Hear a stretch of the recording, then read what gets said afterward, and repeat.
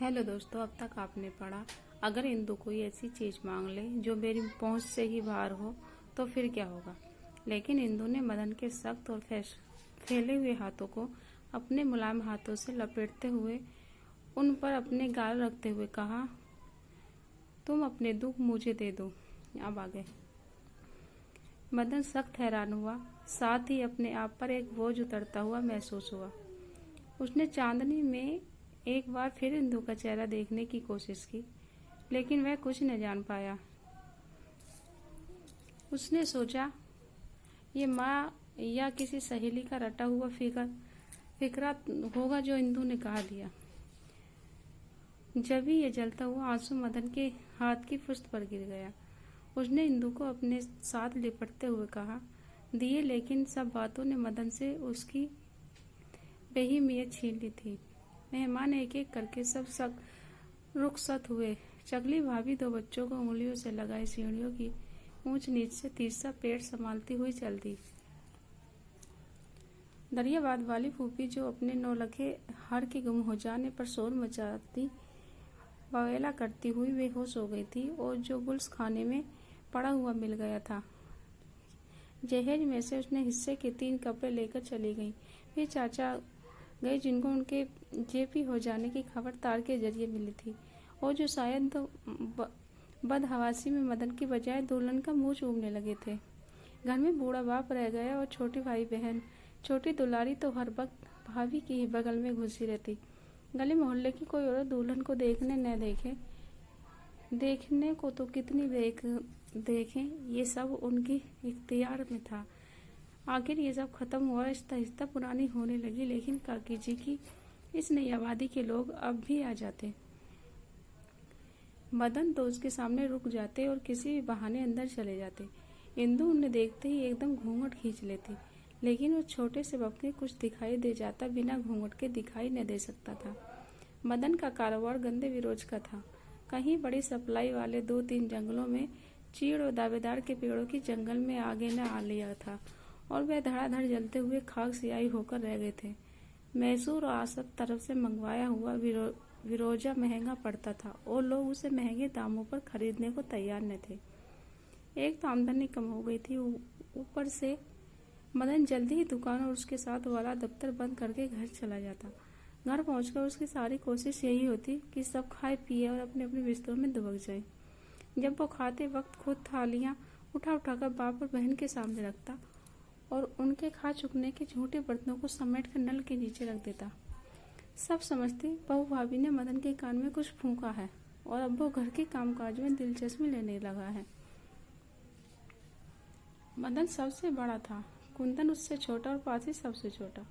जब कुंदन भाभी के स्वागत में सबके साथ बैठकर खाने पर इसरार करता, तो बाप धनी राम वही डांट देता, खाओ तुम। वो कहता, वो भी खा लेंगे, और फिर रसोई में इधर देखने लगता।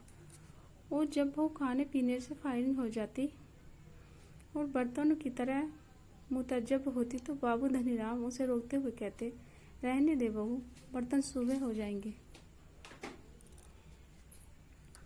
इंदु कहती, नहीं बाबूजी, मैं अभी कह देती हूँ झपाके से। तब बाबू धनीराम एक लड़ची हुई आवाज में कहते, मदन की माँ होती बहू तो ये सब तो मैं न करने देती। और इंदु एकदम अपने हाथ रोक लेती। छोटा पासी भाभी से शर्माते इस ख्याल में कि दुल्हन की गोद झट से हरी हो गई। चमकी भाभी और दरियाबाद वाली फूफी ने एक रस्म में पासी को ही इंदु की गोद में डाला था। जब से इंदु उसे न सिर्फ देवर बल्कि अपना बच्चा समझने लगी थी।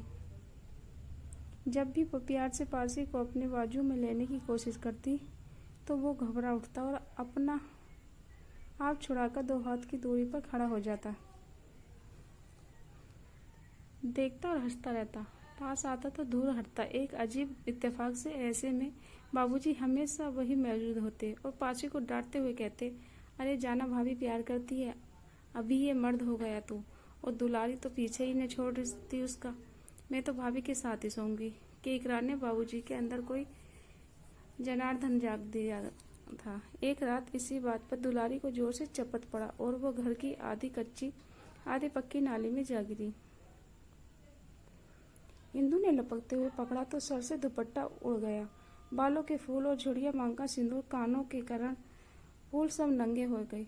बाबूजी, इंदु ने सांस खींचते हुए कहा। एक साथ दुलारी को पकड़ने और सर पर दुपट्टा ओढ़ने से इंदु के पसीने छूट गए।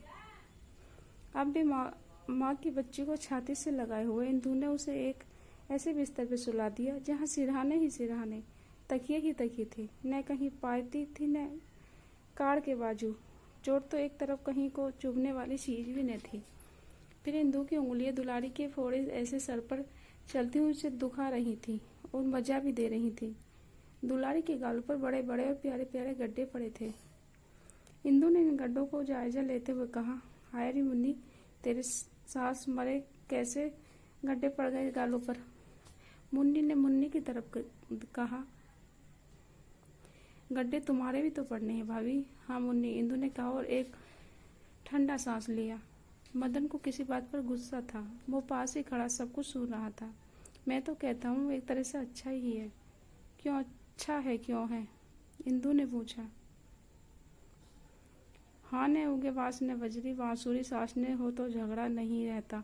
इंदु ने एक एक खफी होकर हुए कहा, तुम जाओ जी, सो रह जाकर बड़े आए हो। आदमी जीता है तो लड़ता है ना, मरघट की चुपचाप से झगड़े भले। जाओ ने, रसोई में तुम्हारा क्या काम। मदन सिसकिया होकर रह गया। बाबू धनीराम की डांट से बाकी बच्चों तो पहले की अपने आप बिस्तर में यूं जा पड़े थे जैसे दफ्तरों से छुट्टियां स्टार्ट होती हैं।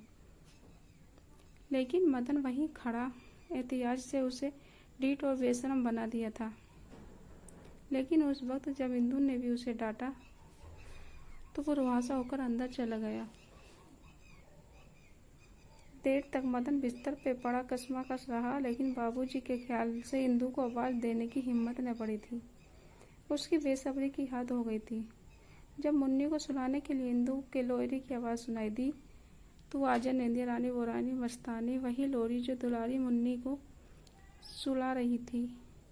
मदन की नींद भाग रही थी। अपने आप से बेराज होकर उसने जोर से चादर सर पर खींच ली। सफेद चादर के सर पर लपेटने और सांस के बंद करने में ख्वाब ख्वाब एक मुर्दे का तस्वुर पैदा हो गया। मदन को यूं लगा जैसे वो मर चुका है और उसकी दुल्हन इंदु उसके पास बैठी जोर से सर पीट रही है, दीवार के साथ कलाइयां मार मार कर चूड़ियां तोड़ रही है और फिर बाहर लपक जाती है और बाहें उठा उठाकर अगले मोहल्ले के लोगों से फरियाद करती है।